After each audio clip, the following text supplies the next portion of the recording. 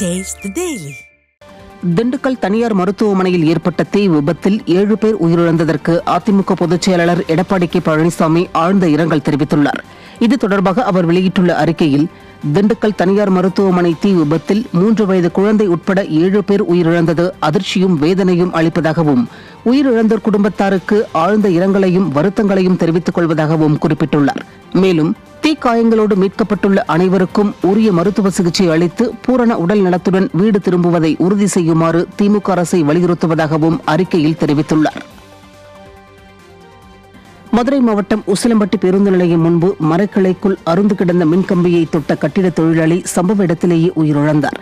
ராமத்தேவர் தெருவை சேர்ந்த சுந்தர் சாலையோரத்தில் கிடந்த மரக்கிளைக்குள் மின்கம்பி அருந்து கிடந்தது தெரியாமல் தொட்டதில் அவர் பரிதாபமாக உயிரிழந்தார். எப்போதும் பயணிகள் அதிகம் கூடும் பேருந்து நிலையம் அருகே அருந்து கிடந்த மின்கம்பியால் கட்டிட தொழிலாளி உயிரிழந்த சம்பவம் பரபரப்பை ஏற்படுத்தியுள்ளது. நிர்வாகத்திறனற்ற ஸ்டாலின் ஆட்சியில் தரமற்ற மின்கம்பிகள் அருந்து விழுவதால் உயிரிழப்புகள் தொடர்ந்து வருவதாக பொதுமக்கள் குற்றம் சாட்டியுள்ளனர். கரூர் மாவட்டம் காந்தி கிராமம் பகுதியில் உள்ள அரசு மருத்துவக் கல்லூரி மருத்துவமனையில் ஒப்பந்த பணியாளர்கள் தர்ணா போராட்டத்தில் ஈடுபட்டனர்.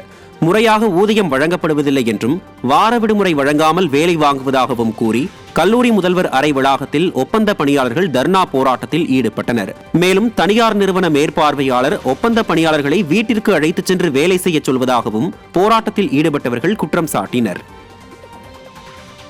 சென்னை நந்தம்பாக்கம் பகுதியில் மெட்ரோ ரயில் பாலத்தில் தேங்கிய மழைநீர் அருவி போல் கொட்டியதால் சாலையை கடக்கும் 4 சக்கர மற்றும் 2 சக்கர வாகன ஓட்டிகள் தட்டுத்தடுமாறி பயணித்தனர். இதேபோல் நந்தம்பாக்கம் பகுதியில் நடைபாதை நடுவில் கால்வாய் திறந்து வைக்கப்பட்டுள்ளதால் பாதசாரிகள் விழுவதற்கான வாய்ப்புள்ளதாக பொதுமக்கள் குற்றம் சாட்டியுள்ளனர். மெட்ரோ ரயில் தூணிலிருந்து அருவி போல் மழைநீர் விழுவதையும் நடைபாதை நடுவில் உள்ள கால்வாயை அடைக்க வேண்டும் எனவும் நிர்வாக திறனற்ற ஸ்டாலின் அரசுக்கு பொதுமக்கள் வலியுறுத்தியுள்ளனர்.